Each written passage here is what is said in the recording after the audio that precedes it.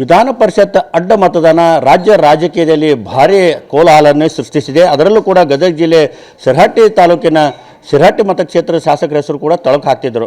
ಹೀಗಾಗಿ ಆ ಒಂದು ಅಡ್ಡ ಮತದಲ್ಲಿ ಅವ್ರ ಪಾತ್ರ ಇದೆಯಾ ಇಲ್ವಾ ಅನ್ನೋದು ಮಾತನಾಡೋಕ್ಕೆ ನಮ್ಮ ಜೊತೆ ಶಿರಹಟ್ಟಿ ಶಾಸಕ ಚಂದ್ರು ಲಮಾಣಿ ಇದ್ದಾರೆ. ಅವರನ್ನು ಮಾತನಾಡ್ಸೋಣ. ಸರ್, ಮೊನ್ನೆ ನಡೆದಂಥ ವಿಧಾನ ಪರಿಷತ್ ಚುನಾವಣೆಯಲ್ಲಿ ಅಡ್ಡ ಮತದಾನದಲ್ಲಿ ತಮ್ಮ ಹೆಸರು ಕೂಡ ತಳಕು ಆಗ್ತಿದೆ. ತಾವೇನಾದರೂ ಅಡ್ಡ ಮತದಾನ ಮಾಡಿದ್ದೀರಾ ಅಂತ? ಮೊನ್ನೆ ನಡೆದಂಥ ಚುನಾವಣೆಯಲ್ಲಿ, ವಿಧಾನ ಪರಿಷತ್ ಚುನಾವಣೆಯಲ್ಲಿ ಏನು ಯಾವುದೇ ನಮಗೆ ಪಾರ್ಟಿಯಿಂದ ಏನು ನಿರ್ದೇಶನ ಇತ್ತು ಅದರ ಪ್ರಕಾರ ಪ್ರಾಮಾಣಿಕವಾಗಿ ನಾವು ಮತವನ್ನು ಚಲಾಯಿಸಿದ್ದೀವಿ. ಮೊನ್ನೆಯಿಂದ ಮಾಧ್ಯಮದಲ್ಲಿ ನಮ್ಮ 2-3 ಹೆಸರು ಹರಿದಾಡ್ತಿರೋದು ಮನಸ್ಸಿಗೆ ನೋವು ತಂದಿರುವಂಥದ್ದು.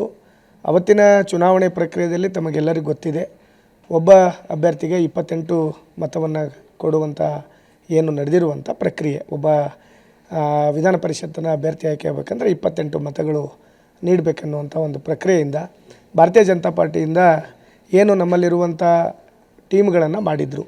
ಯಾರ್ಯಾರನ್ನ ಮೊದಲ ಪ್ರಸ್ತಾವ ಹಾಕಬೇಕು, ಎರಡನೇ ಪ್ರಸ್ತಾವವನ್ನು ಕೊಡಬೇಕನ್ನೋದನ್ನು ಭಾರತೀಯ ಜನತಾ ಪಾರ್ಟಿಯಿಂದ ಆಯ್ಕೆಯನ್ನು ಮಾಡಿದರು. ಅದರಲ್ಲಿ ಮೊದಲು 30 ಜನವನ್ನು ಲಿಂಗರಾಜ್ ಪಾಟೀಲ್ ಸರಿಗೆ ಕೊಟ್ಟಿರುವಂಥದ್ದು.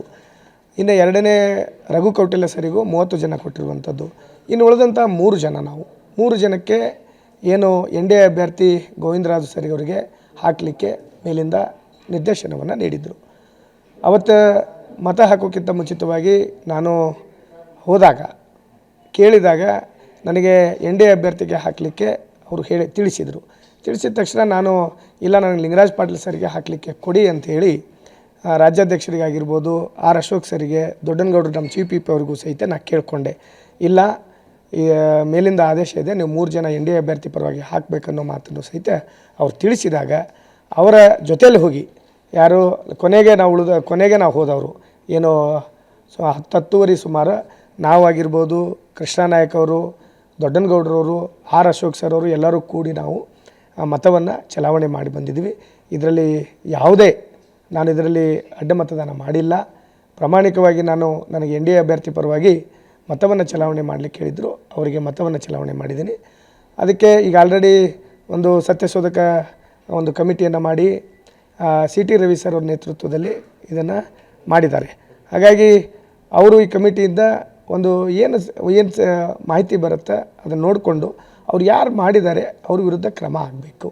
ಯಾಕಪ್ಪ ಅಂದರೆ ಈಗ ಆಲ್ರೆಡಿ ಲಿಂಗರಾಜ್ ಪಾಟೀಲ್ ಸರ್ ಅವರಿಗೆ 3 ಮತ ಕಡಿಮೆ ಬಂದಿರುವಂಥದ್ದು.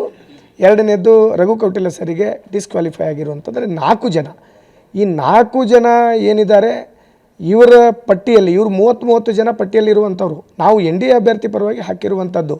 ಆದರೆ ದುರಾದೃಷ್ಟ ಈ 4 ಜನ, ಈ ಪಟ್ಟಿಯಲ್ಲಿರೋರನ್ನ 4 ಜನ ಹೇಳೋದು ಬಿಟ್ಟು ನಮ್ಮಂಥವ್ರ ಮೇಲೆ ಇದನ್ನು ಗದಾ ಪ್ರಹಾರ ಮಾಡ್ತಿರೋದು ಇದು ಭಾಳ ನೋವು ತಂದಿರುವಂಥ ವಿಷಯ.